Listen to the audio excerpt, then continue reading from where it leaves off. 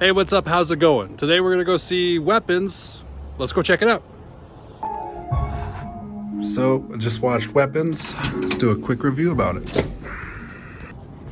What the fuck, dude? That was an interesting movie to say the very least. I liked it. It was very, very dark and very disturbing. Weapons 2025, directed by Zach Cregger. Is that how you pronounce the name? Cregger, and written by him as well. First off, I would just like to say, brilliant writing, brilliant directing, and as far as Zach Cregger goes, what a fucking bastard, man. And I'm just saying that because he used so many kids to pull at the heartstrings in order to, I mean, like, it was super effective, obviously. Like, it was like the most, you know, it was the most emotional movie I've seen in a long time, because, you know what I mean? Like, when you write a character that is super vulnerable, it's just like it pulls at the heartstrings that much more, you know. Like, they do this all the time. That, you know, like Stephen King does that all the time, you know. Like, for example, like It, right? When you use kids like, hey, Georgie, and like, you know, that breaks your heart when Georgie whatever in the movie It. Go watch It if you haven't seen it. But you know, like, when they use kids, that's super vulnerable. That's like the most vulnerable. And after kids is like the disabled, and after the disabled is like the geriatric elderly, you know. Like, vulnerable victims really make for an emotional response to what you see up on screen there. And yeah, Zach Cregger went all out with this fucking movie. And yeah, he's a brilliant writer and a brilliant director and a fucking bastard for using so many damn kids. But it was effective, and it totally worked. Totally fucking worked. I'm having trouble remembering the names in this movie. I'm having trouble remembering some of the names in this movie, like Benedict Wong was the principal. I saw him from Sunshine. He was pretty good. That, what the hell is that chick's name? The main chick. I can't remember her fucking name, but she did really well. And as well as, like, you know, like Josh Brolin, just give him the Oscar, dude. Just give him the Oscar for best supporting actor. I don't know, is he the star or is she the star? She comes off as the star to me. But you know, it is definitely an ensemble cast, and I thought I could remember more about the cast, but I'm still feeling the emotions of the movie, just because it was just such an emotionally written movie, and I just can't fucking help it. Okay, let's see if I can remember this shit. What the fuck was her name? It starts with like I or an L or fucking, the hell was her name? There was Julia. Oh yeah, my sister's name. That's right. That's how you're. Yeah. Julia Garner. I've only seen, the reason I can't remember her name too well, because I've only seen her in like Ozark, and what the fuck was the other thing? It was like Ozark, and I can't remember the fucking thing though. But like, she was a really good actress in that one, and I thought she played the teacher very well. Oh yeah, she was in The Perks of Being a Wallflower. She was kind of a side character in that. She did really well in that one as well. So like, in this one, Julia Garner was pretty solid, but you can tell the difference between when Josh Brolin and Julia Garner were on screen together. Like, you could tell that Josh Brolin is like, you know, like a veteran pro of the art of acting, the craft of acting. You can tell that he's like a master of it, and you can tell that she's just like, she's still coming into her own a little bit, and that's okay. It really paid off well for the movie, and she did a really good job though, that Julia Garner. So I just wanted to say, you know, like, good job on Julia Garner. You know, like, if she gets an Oscar for it, or if Josh Brolin gets an Oscar for it, I wouldn't doubt that. The reason I think Josh Brolin should get a fucking Oscar for this thing, not just because he's an excellent actor. Oh no, that's exactly why. No, that's exactly why Josh Brolin should get an Oscar for Weapons, because every time he was on screen, it just, like, it broke my heart of like how, you know, like, passionate he played his character so well, because, you know, he was missing his baby boy.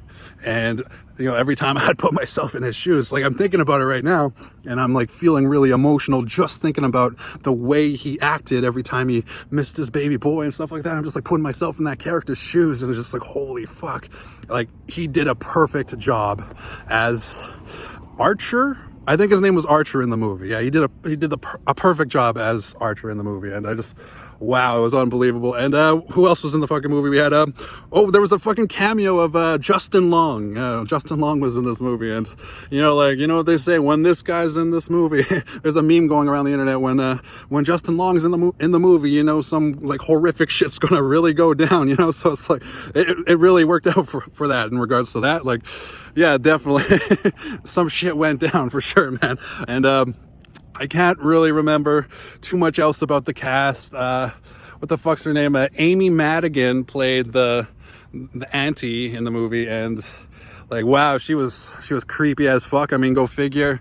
As far as like, this kind of style of writing goes, it was like like Suspiria, Eat Your Heart Out. What I mean? Like it was like it was really good. It was a classic homage to actual dark witchcraft, and I love that kind of stuff, especially when I was a kid. When I was a kid, I practiced witchcraft a couple of times, and when I did it, a couple of people killed themselves when I practiced witchcraft. And when I made my own Ouija board, I made it out of particle board and a little bit of paint and a little bit of my own blood. And then the next morning when I woke up, the sky was red. It was red, and I was just like, I'm throwing this Ouija board out. I threw that Ouija board out, and ever since those people killed themselves, I have never practiced witchcraft ever since. But this movie was definitely like, it brought me back, man. It brought me back to my occult days when I was still trying to find myself, and I just so happened to stumble upon the art of witchcraft, and it was just, like, I don't think it's as serious in real life as, the horror movies portray it to be. But I do believe it's a lot to do with energy transference, and I believe that on some level we do have like a very, very like just very like minimal level of telepathy, so we can kind of like like share each other's thoughts to a certain degree. And when somebody obsessively thinks one thing, they just like share it with the world to a certain extent. So your thoughts really do create your reality in that sense. But back to the movie of Weapons, Back to the movie of Weapons, though, like it was a solid movie overall. Color palette wise, it didn't seem like anything was like specifically like mapped out as far as like colors go. Like it wasn't like that Stanley Kubrick, oh, we got to use bright orange, bright red, bright, like all these bright colors and have wacky furniture for no reason whatsoever. But it was very gritty at the same time, and it's just like a very relatable set of storylines from an ensemble cast that was very brought together well at the end of it. As far as that goes, hey, go check it out for yourself. This is the last day that Weapons is in the theater. This is the very last day. It is September 11th right now, and I've had multiple friends tell me, you gotta go see this movie in theaters, man. Like, hey man, did you see Weapons, Darren? Hey man, you got any weapons, man? I've had people tell me that you have to go see this fucking movie, and I'm glad that they did. I really am glad that they told me that I have to go see this fucking movie. This movie was, I think it was created for like a $30 million budget, and they got offered a lot of money from Netflix. And Zach Krieger, as far as I remember, he was like, no, I want this movie to be in theaters, so we're gonna go with New Line Cinema. And fucking A, dude, fucking A. I am glad he didn't sell out for that higher payday that maybe, I don't think it'd be a higher payday, but at the same time it's hard to tell. But I'm glad he didn't sell out for Netflix, and that he stuck to his guns, and that he chose New Line Cinema. That fucking bastard. Just because he pulled at the heartstrings by using so many kids in this goddamn movie. But yeah, man, Weapons. I have to give it 5 stars. And the main reason, yes, it was well written. Yes, it was well directed. Yes, it was scary at times, and yes, it was emotionally devastating. And he used the most vulnerable of the most vulnerable, which is kids, to pull at your heartstrings in the storyline itself. But I'm gonna have to give it a 5-star rating because hey, like all the hard work that went into it, and also like all those up and coming rising stars that are in this movie, all of those kids that are in this fucking movie. There's a fucking fly around, but all the kids that are in this fucking movie, they are, how can I say it? They're like, how can I say it? I'm trying to put my daughter in their shoes, or my son in their shoes, and I feel like they would want to be in a movie kind of like this.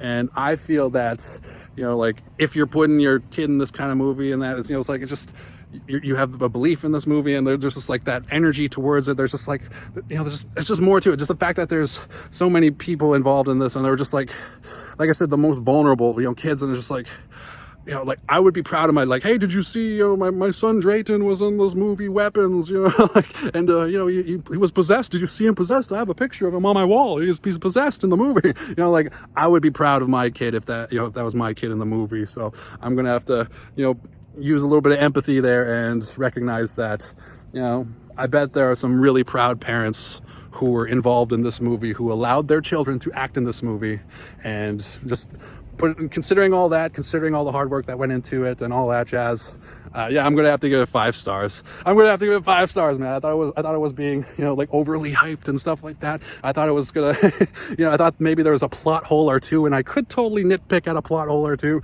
but man, 5 stars. Weapons 2025. Go check it out for yourself. You probably can't see it in the theaters anymore because it's September 11th now, but yeah, man, Weapons, directed by Zach Cregger and written by Zach Cregger. 5 stars.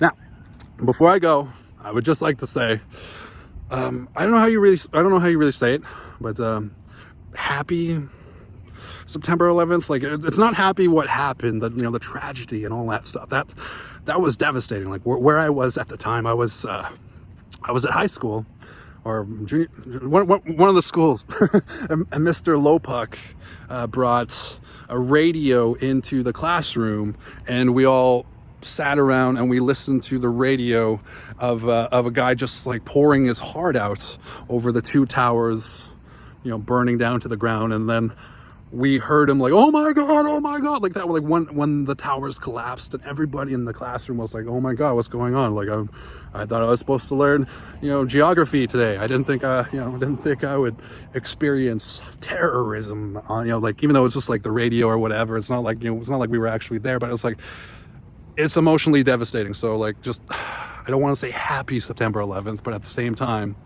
you know, stay strong, America. You know, like, respect. You know, that shit shouldn't have happened ever, but it happened, and everybody pulled together, and out of the rubble, you know, like, just together, strong. You know, like, fuck, sad. So it's not like I'm saying happy, you know, 9/11, but at the same time, you know, like, the community and strength of power of people actually combining together to try to, like, you know, save people in the towers and shit like that. Like, respect to everybody who lost their lives that day, and everybody who tried to save a life that day, you know, all that stuff. And with a bunch of shit going on in this world right now, you know, like that Irina Zarutsky or whatever her name was, like, gosh, she was so beautiful, and she just died for absolutely fucking nothing. And I just, like, that shit makes me so fucking sad. And if it was like, you know, if the races were turned, black people would be like, oh, that's racism, man, that's racism. But, you know, just because it was a black guy who killed a white girl, it just seems very quiet, and like, people aren't really giving too much of a shit about it. But if the races were turned, my God, would you hear an uproar from black people if the races were, you know, like, turned or whatever? But still, like, that shit shouldn't fucking happen. And I'm on board with Donald Trump when he says that he's going to push for the death penalty of that guy, you know, like, just all the crazy shit going on in the world. And what else? We got Charlie Kirk. He just got assassinated yesterday. I cried, dude. I cried. The reason I cried is not because I follow any conservative beliefs, or I don't, you know, like, I disagree with Charlie Kirk's views on abortion and, like, oh, every woman needs to get married and all that shit. Like, I disagree with that stuff. But what really fucking drains me about this is that I am in love with freedom of speech. And I believe that you and we should be able to have a disagreement without, you know, having to kill one another, you know, like. And Charlie Kirk, he just died so fucking senselessly. And all he was doing was just, you know, he was basically like Martin Luther King for white conservative, extreme conservative people. And even though I didn't agree with his political views, because, I mean, if, you know, somebody wants to dress however they want, or, you know, be whoever they want, then, you know, just whatever. You know, life's too short. Let them have it.